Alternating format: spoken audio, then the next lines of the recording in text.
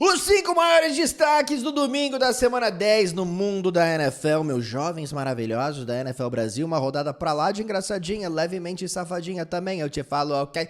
E o meu primeiro destaque vai para grandes times que dão um jeito. Aí eu falo de Detroit Lions e Kansas City Chiefs, que conseguiram 2 vitórias extremamente improváveis. Tá bom? O Detroit, primeiro. O Jared Goff chegou na partida com 4 interceptações, apenas, na temporada toda. Ele teve 5 interceptações nessa partida. E mesmo assim, venceu. O Detroit Lions, eu já falei sobre isso, parece que é um time... Parece não, né? Eu acho que é mais do que óbvio, que é um time muito conectado com seu treinador. Special Teams, defesa, ataque. O time, mesmo encarando uma tremenda de uma adversidade, perdendo por 23-7, foi lá e mudou totalmente o jogo no segundo tempo. Chegou logo na primeira jogada, o Carlton Davis lá com uma interceptação em cima do CJ Stroud. Então, é impressionante como esse time está contando com o momento mesmo, né? A gente pode falar uma sorte, mas eu acho que é uma tremenda de uma energia pra lá de positiva lá em Detroit, e isso tem feito toda a diferença. Olha só, times que lançam 5 interceptações e ficam atrás no placar por pelo menos 15 pontos, agora tem 2 vitórias, 373 derrotas e um empate, né? Cara, mas o que acontece? As grandes equipes, eu até falei isso na transmissão, a gente descobre quem é quem no quarto período. Às vezes a gente fala assim, a gente vai descobrir muito sobre esse time agora no quarto período. Não, a gente vai descobrir tudo sobre os times. A gente descobre tudo sobre os times no quarto período. Não adianta você ser bom no primeiro quarto, no segundo quarto. Você tem que ser o seu melhor no quarto período. E aí que a gente viu a diferença entre o Detroit Lions e o Houston Texans aqui nessa partida. O Jared Goff teve todas essas interceptações, mas no quarto período ele acertou 6 de 8 passes com um touchdown. Ao passo que o CJ Stroud teve um aproveitamento de 39% no segundo tempo. Então, para a gente realmente levar o Houston Texans a sério, eles vão ter que vencer esse tipo de jogo contra esse tipo de oponente, porque eles têm um grande quarterback. Agora, eu entendo, tem algumas lesões, Nico Collins precisa voltar, e eu acho que vai ajudar demais o Houston, que jogou muito bem no primeiro tempo, mas o time estava lá e teve a chance da vitória, e eu achei que mentalmente o Detroit Lions cresceu muito no jogo no quarto período, né? E por falar um pouquinho de sorte, né? Porque grandes times sempre contam com um pouquinho de sorte também. Aqueles 2 chutes do Bates, um de 58 jardas, outro de 52 jardas. A bola ficou em cima do poste o tempo inteiro, né? Eu falei assim, não, essa bola vai bater no poste, e entrou. Os 2 chutes, um pelo poste esquerdo, outro pelo poste direito, uma coisa realmente impressionante, grande vitória de Detroit. E aí eu te falo também, Patrick Mahomes e o Kansas City Chiefs ganhando do Denver Broncos. Denver deveria ter vencido esse jogo, né? Deveria ter vencido esse jogo. Patrick Mahomes foi pressionado, parabéns para a defesa de Denver, que eu achei que fez um trabalho excepcional, e a linha ofensiva, especialmente nas posições de tackle aí de Kansas City, precisa melhorar bastante, tá? E tem sido um problema nessa temporada, algo pra gente ficar de olho aqui na segunda metade da temporada. Mas ele foi pressionado em 43% de seus recuos para o passe, que foi o jogo que ele foi mais pressionado desde 2021. É a 7ª vitória, isso daqui pra mim é impressionante, é a 7ª vitória seguida dos Chiefs em jogos em que o time esteve em algum momento atrás no placar no quarto período. Só o Indianapolis Colts de 2008, 2009 tiveram uma sequência mais longa com o Peyton Manning, de 10 jogos. Então isso pra mim é inacreditável. Mas o que mais me chama a atenção é que eles conseguiram bloquear um field goal de 35 jardas na reta final, que teria dado a vitória para Denver. Eu achei o Bo Nix jogou bem, Bo Nix foi bem contra a blitz, a defesa de Denver fez o possível, pressionou o Patrick Mahomes e o Patrick Mahomes ganhou, né? Então, os grandes times sabem vencer no quarto período. Não é a coisa mais linda o Kansas City Chiefs nessa temporada, eles não estão atropelando todos os seus oponentes, mas quando eles precisam de jogadas, eles conseguem essas jogadas. E olha só, é a primeira vez desde 1999, a gente está falando de 25 anos, que um time consegue bloquear um field goal de até 35 jardas com o chute acontecendo na reta final, nos últimos segundos, que teria dado a vitória para o time chutador. Né? Então é realmente impressionante, é uma coisa que é muito difícil. É difícil você bloquear um field goal mais curto, porque geralmente o chute é mais alto. Field goal lá de 50 jardas, geralmente a bola vai um pouquinho mais em linha, então dá uma chance para os jogadores aí da linha fazerem um bloqueio. Então, grande vitória aí de Kansas City, grande vitória de Detroit. Meu segundo destaque é que é o fim de uma era em Dallas, Chicago e Nova York, lá nos Jets. Em Nova York a gente já sabe, né? O Jeff Ulbrich é o treinador interino e, obviamente, ele não vai voltar para ser o treinador na temporada que vem. Mas eu não sei se o Aaron Rodgers também volta. Sinceramente, o Aaron Rodgers teve o pior jogo da temporada, apenas 151 jardas. São 32 jogos consecutivos com menos do que 300 jardas. Os Jets venceram os Texans na semana 9, com um excepcional segundo tempo. Né? Davante Adams, e o Garrett Wilson, e o Aaron Rodgers. Deu tudo certo. E até falei, cara, vamos ter um pouquinho de paciência aqui, porque a gente já viu bons momentos, alguns poucos bons momentos de Nova York, a gente achava que o time ia engrenar, e aí deu tudo errado na semana seguinte. Pois bem, deu tudo errado nesse jogo. O Arizona apareceu, e o Arizona tá jogando bem demais, o Kyler Murray, o Connor, né, e o McBride, e o Harrison, e essa defesa do Arizona, 2 jogos seguidos sem ceder touchdown. Eu tiro o chapéu pra Arizona, que tá em primeiro lugar na divisão oeste, o Kyler Murray tá jogando um bolão. Eu tô amando o Arizona e essa evolução nessa temporada. Mas os Cardinals tiveram, em suas 3 primeiras campanhas de 70 jardas. Né? Cadê a defesa de Nova York? Né? Então é por isso que não tem como confiar nesse time e não tem como confiar nesse vestiário mesmo. Né? Quando você não consegue dar aquela engrenada, que você mostra lampejos de vez em quando, é porque você não é um time consistente. E o Aaron Rodgers não é um bom quarterback nessa temporada, não tem sido um bom quarterback nessa temporada. Hall da Fama, um dos melhores da história, não é só culpa dele, mas o time simplesmente não faz nada ofensivamente. Tá até no mesmo nível que os times do passado aqui de Nova York, com o Zach Wilson, com o Sam Darnold, por exemplo, né? E aí, o Dallas Cowboys. Cara, o Mike McCarthy não pode voltar pro ano que vem, mas eu fiquei muito desapontado com algumas aspas que eu ouvi no vestiário. Eu acho que elas são preocupantes e mostram pouca liderança no time. Quando o Micah Parsons menciona o seu treinador e fala: ai, cara, pô, o Mike McCarthy ele pode até ir embora e ser treinador de outro time. Eu tô mais preocupado com jogadores como o Zach Martin, né? Jogadores que estão no último ano de contrato, que merecem um título.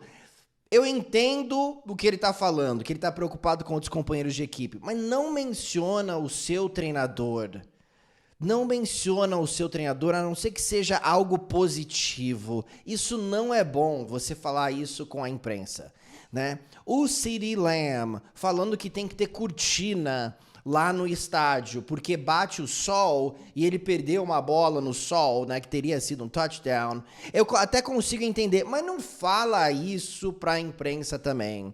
Então tem muita coisa ruim acontecendo lá em Dallas. Mike McCarthy até que foi um dos treinadores mais consistentes, se a gente olhar na campanha dos Cowboys em anos anteriores, na temporada regular, 3 temporadas seguidas com 12 vitórias, mas não tem como mais. E nessa última partida, a gente viu o ataque desmoronando sem o Dak Prescott. 5 turnovers, 45 jardas apenas para o Cooper Rush, né? O quarterback substituiu aí o Dak Prescott. Óbvio que a defesa de Filadélfia está crescendo, o time é sensacional, mas se leva uma surra monumental contra o seu arquirrival, um dos seus grandes rivais, aí 34-6 em casa.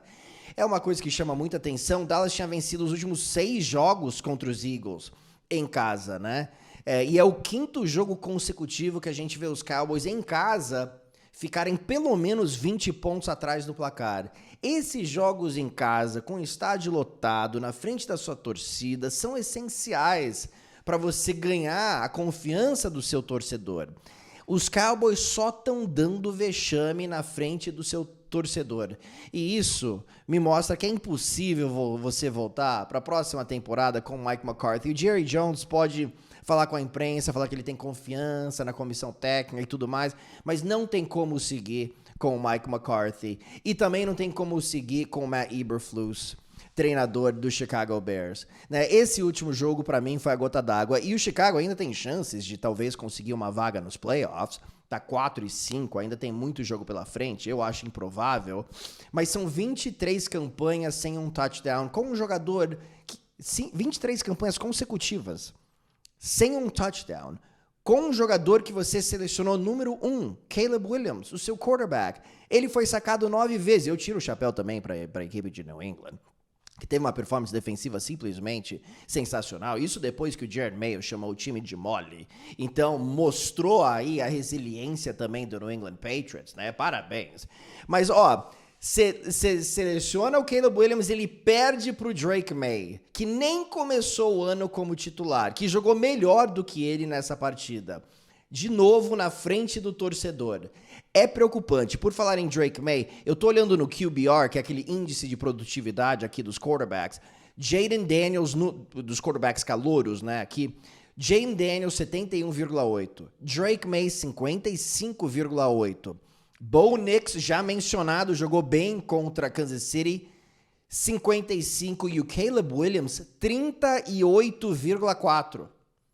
Sendo que era pro Caleb Williams ser, talvez de longe, o melhor quarterback dessa última classe. Então, você não consegue touchdowns, você tem um bom grupo de recebedores, não tem como você continuar com essa comissão técnica, tá? Então, Matt Eberflus, para mim, se algo drasticamente não mudar aqui, ele vai estar procurando um novo emprego em breve. E o Shane Waldron, que é o coordenador ofensivo também, 142 jardas. Pior marca desde 2021. 15 sacks cedidos nos últimos 2 jogos. Né? E como eu disse, 9 da equipe de New England, que chegou nessa partida com uma pegada totalmente diferente. Parabéns, Patriots, mas pelo amor de Deus. Meu terceiro destaque vai para o peso de um treinador. Quem é esse treinador, jovens? 14-4 depois de um bye. Agora, 26 vitórias, 6 derrotas em sua carreira contra quarterbacks calouros. Quem é? É o Mike Tomlin. É o Mike Tomlin! Ok, 28-27, grande vitória do Pittsburgh Steelers. E que transformação do Russell Wilson, torcedor dos Steelers. Tá todo arrepiado, tá saindo latindo pela casa, torcedor dos Steelers. Você tá muito engraçado, chega, eu te falo, torcedor. Ok, Russell Wilson com touchdown pro Mike Williams na reta final do jogo. Olha só, foi a 13ª vez que o Russell Wilson teve um passe para touchdown para vencer uma partida nos últimos 3 minutos. A 13ª vez em sua carreira que ele conseguiu isso, igualando o Dan Marino na terceira posição da história da NFL, ficando apenas atrás de Matthew Stafford com 14 e Tom Brady, que teve 15. Então o Russell Wilson tá jogando com confiança, tá 3-0, a gente tá vendo o Russell Wilson de Seattle. Estamos vendo esse jogador. E eu sei que não foi perfeito. Eu sei que não foi perfeito o jogo inteiro, eu sei, né? Especialmente contra Blitz. Mas foi contra Blitz que ele achou o Mike Williams. E aí, já que eu tô mencionando o Mike Williams estava lá em Nova York e não fez nada nos Jets. Nada. Em seu primeiro jogo com o Mike Tomlin em Pittsburgh, ele vai lá e anota o touchdown da vitória. Isso daí não é coincidência, gente. Não é coincidência, simplesmente não é. E o Mike Williams foi um ótimo recebedor lá nos Chargers. De novo, não fez nada em Nova York. Não conseguiram aproveitar o talento dele, a envergadura dele, o quão bom ele é na marcação no mano a mano, especialmente nessas bolas mais disputadas, né? Que você lança a bola lá no segundo andar, vai pegar Mike Williams. Mas o passe do Russell Wilson foi um espetáculo. Ele tá jogando melhor, então tudo indica que o Mike Tomlin também está extraindo o melhor do Russell Wilson em Pittsburgh. E o encaixe dele talvez tenha mudado também a cabeça aqui do Wilson. Ele estava trabalhando lá com o Nathaniel Hackett, lá em Denver, não deu certo. Eu sei que teve também uma temporada aí com o Sean Payton, que é um fantástico treinador, um ótimo treinador, também não deu certo, mas com o Mike Tomlin, pelo menos por enquanto, tá sendo bonito de ver. Os Steelers não cederam nada no jogo terrestre, foram 60 jardas terrestres apenas de Washington. Como eu disse, 26-6 contra calouros. Jayden Daniels completou apenas 50% de seus passes nessa partida. Parabéns, Mike Tomlin, e parabéns, Pittsburgh Steelers. E mais um detalhe sobre o Tomlin aqui também. No último minuto do jogo, tava 28-27, então era uma quarta descida. Pittsburgh ia devolver a bola para Washington, né? Washington não tinha nenhum tempo para pedir, mas ia ter uma chance, talvez, de fazer alguma coisa. E o Mike Tomlin ia pro punt e aí ele mandou seu ataque de volta pro campo para tentar induzir um offside. Agora foi uma burrice do jogador de Washington, né? Todo mundo sabia que eles estavam tentando induzir o offside, mas não importa. Foi uma coisa que ele pensou, falou assim, volta lá, tenta o offside, conseguiram a falta contra Washington, ajoelharam na bola e venceram o jogo. Sensacional, Tomlin. Sensacional, os Steelers. Na quarta posição aqui, eu vou de 2 quarterbacks veteranos meio que perdendo fôlego. Aí eu falo de Joe Flacco e eu falo de Sam Darnold. O Joe Flacco foi colocado como titular no jogo contra o Minnesota Vikings, né, na semana 9. Ele teve 179 jardas e uma interceptação. Na última rodada contra o Buffalo Bills, ele teve mais 3 interceptações. Então ele estava com 7 touchdowns, uma interceptação, jogando tão bem. E aí ele teve 4 interceptações aqui nesses últimos 2 jogos. A gente ficou tão empolgado com o Joe Flacco depois do ano passado, quando ele entrou lá e fez um barulho lá em Cleveland, levou o Cleveland Browns aos playoffs e começou bem aqui com o Indianapolis, né? E eu acho que ele dá a melhor chance do Indianapolis vencer jogos, até porque o Anthony Richardson não é nada demais. Mas nas últimas 2 partidas, sob pressão, ele foi realmente um desastre. Na primeira jogada do jogo, ele teve uma interceptação retornada para touchdown pelo Taron Johnson. Bom trabalho da defesa do Buffalo Bills, mas Joe Flacco não é tudo isso, meu povo. E o Sam Darnold começa a me preocupar também. Os Vikings venceram os Jaguars por 12-7. Mac Jones foi o quarterback dos Jaguars. E parabéns para a defesa de Jacksonville, que achei que fez um ótimo trabalho. Mas foram 3 interceptações aqui do Sam Darnold, todas em bolas direcionadas ao Justin Jefferson. E ele tá com problemas agora na red zone, nas últimas 20 jardas do campo. Foram 2 interceptações nesse jogo, nas últimas 20 jardas do campo. De vez em quando ele segura demais a bola, forçando alguns passes.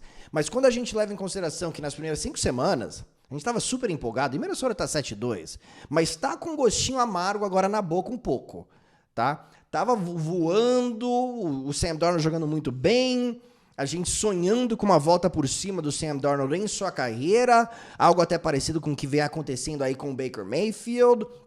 8 touchdowns, nenhuma interceptação na red zone nas 5 primeiras semanas. Bom, da semana 7 até a semana 10 são 3 interceptações, 5 touchdowns, tá? Incluindo 2 interceptações aqui, tá? Então, assim, ele tá segurando demais a bola, ele tá tomando algumas decisões equivocadas. Eu achei que ele teve uma interceptação que ele lançou na endzone lá, que foi terrível. Se eu não me engano, foi o Darnell Savage que conseguiu a interceptação. Mas muito, muito ruim o que a gente tem visto aqui. Não muito, muito ruim. Mas nas últimas semanas, o Sam Darnold tem lembrado aquele Sam Darnold do passado que a gente via lá em Nova York. E isso me preocupa, porque quando a gente pensa em Minnesota, olhando na campanha dos Vikings, a gente pensa em um time brigando pelo título. Não um time brigando para chegar à pós-temporada e perder, tá? Então a gente quer ver um time para alcançar o patamar mais alto aqui, beleza? Então são 6 interceptações essa temporada dentro da linha de 30 jardas, que é a pior marca de um quarterback desde 2022. Preocupante, hein, ô jovem Sam Darnold. E finalmente, meu último destaque, Vai para o Brock Purdy, como é bom jogar com Christian McCaffrey, não é Brock Purdy? Brock Purdy foi bem contra os Bucs, queimou a blitz o jogo inteiro, especialmente no quarto período, brilhou nos momentos mais importantes. Eu acho que foi o melhor jogo da temporada aí do Brock Purdy, 353 jardas, 2 touchdowns, nenhuma interceptação. É o primeiro jogo da carreira dele com pelo menos 350 jardas e nenhuma interceptação, né? Então, Christian McCaffrey voltou, teve mais do que 100 jardas, 5 jogadores dos Niners tiveram pelo menos 50 jardas recebidas, que foi um recorde da franquia, nunca tinha acontecido isso num jogo, mas eu gostei muito da postura do Brock Purdy no quarto período e de um modo geral, fora de casa, contra uma defesa que gosta muito de mandar blitz. 8 de 10 contra blitz no quarto período, na vitória dos Niners por 23-20. E olha só os números dele com o Christian McCaffrey. 13 vitórias, 4 derrotas, 33 touchdowns, 11 interceptações. Sem o McCaffrey, 4 vitórias, 4 derrotas, 10 touchdowns, 7 interceptações. Mundos distintos, né? Então tô muito intrigado para ver como que São Francisco engrena agora sem o C-Mac. Com o C-Mac, perdão. Tá sem o Brandon Ayuk pro restante da temporada, né? Então você não tem o Ayuk, você tem o Jennings que jogou bem nessa partida, agora saudável. Então Jennings, Kittle, C-Mac, Deebo Samuel, vamos ver se todo mundo fica saudável. A gente viu o Brock Purdy, a gente não vem falando muito do Brock Purdy nessa temporada, até porque ele não tem se destacado, mas esse jogo aqui foi um destaque, e aí coincidiu também com a volta do Christian McCaffrey, 23-20, né? Não é um placar que chama muita atenção. Também o Jake Moody errou 3 field goals, né, em sua volta também aos gramados. Vamos ficar de olho nele, vamos ver se ele melhora. Teve alguns problemas com snap e tudo mais. Teve até o Deebo Samuel, né, agredindo o long snapper dos 49ers. Isso é algo que a gente não quer ver.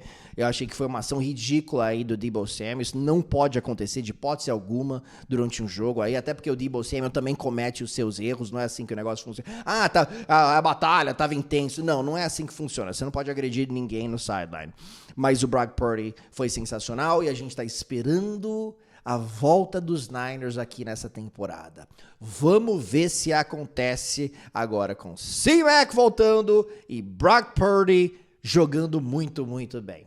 Ok, my dears, é isso aí. Deixe seu like, deixe seu comentário e falamos em breve aqui no jovem canal NFL Brasil. Tchau!